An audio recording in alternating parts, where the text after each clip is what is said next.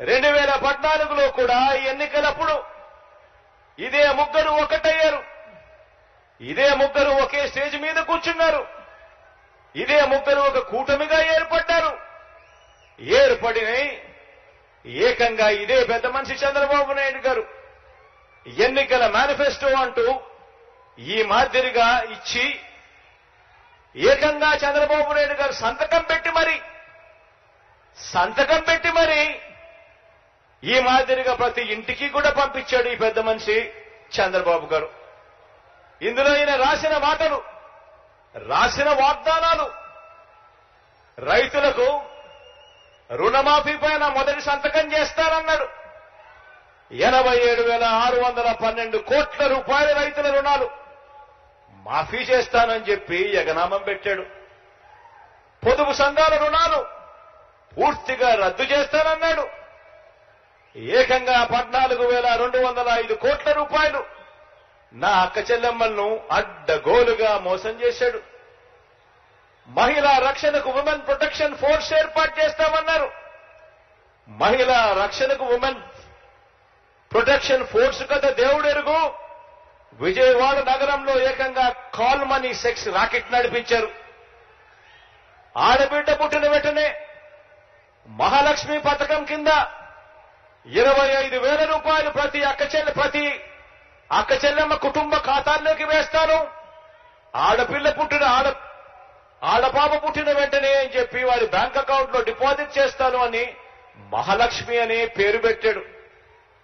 ఒక్కరికైనా కూడా ఆడపిల్ల పుట్టినప్పుడు మీకు గాని, మీకు తెలిసిన వ్యక్తులకు గాని, మీకు తెలిసిన అక్క చెల్లెమ్మలకు గాని ఒక్కరికైనా వాళ్ళు ఆడపిల్లలు పుట్టినప్పుడు 25,000 రూపాయలు వాళ్ళ బ్యాంక్ అకౌంట్ లోకి డిపాజిట్ చేసినాడా అని అడుగుతాను నేను. ఇరా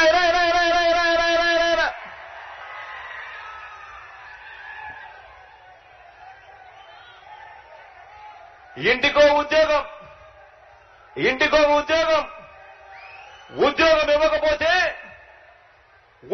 ఇవ్వకపోతే ప్రతి ఇంటికి 2,000 రూపాయలు నిరుద్యోగ భృతి అంటే సంవత్సరానికి 24,000. 5 సంవత్సరాలు అని అంటే దాని అర్థం 1,25,000 రూపాయలు. ఒక్కరికైనా ఇచ్చాడా అని అడుగుతా ఉన్నా నేను మిమ్మల్ని అందరినీ కూడా. ఇలా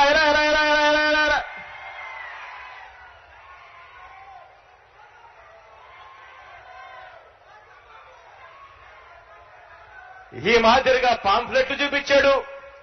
రాష్ట్రాన్ని శ్రీలంక చేస్తారన్నాడు, రాష్ట్రాన్ని సింగపూర్ చేస్తారన్నాడు. ప్రతి జిల్లా హెడ్ క్వార్టర్స్ లో కూడా ఏకంగా హైటెక్ సిటీలు కడతానన్నాడు. ఇంతటితో ఆగిపోకుండా మేనిఫెస్టో అని చెప్పి ఈ మాదిరిగా తీసుకొచ్చాడు. అక్క చెల్లెమ్మల కోసం అని చెప్పి ఇందులో కొన్ని పేజీలు పెట్టాడు.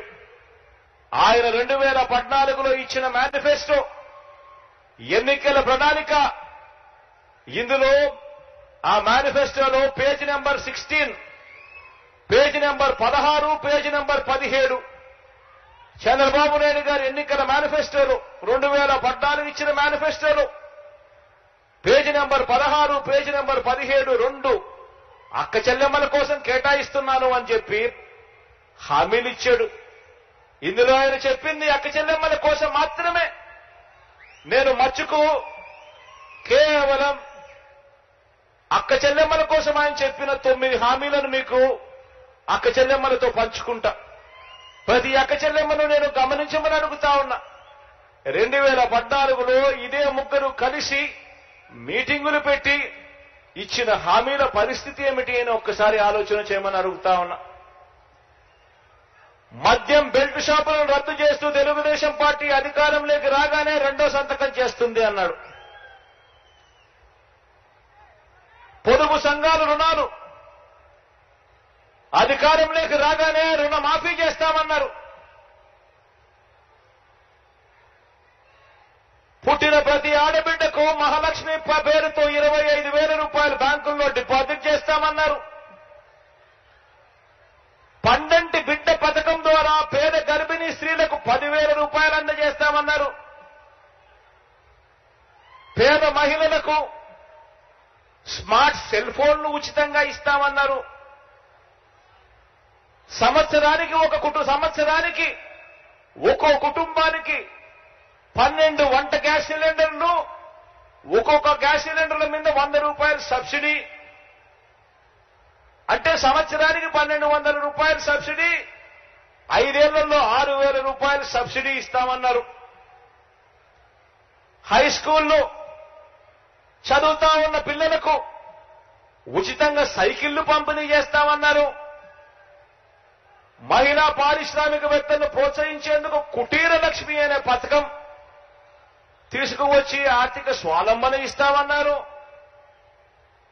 ఇవన్నీ కూడా మహిళా ప్రొటెక్షన్ ఫోర్స్, ఇవన్నీ కూడా కేవలం అక్క చెల్లెమ్మలకు సంబంధించిన 9 పథకాలకు సంబంధించిన అంశాలు. నేను అడుగుతా ఉన్నా, ఇందులో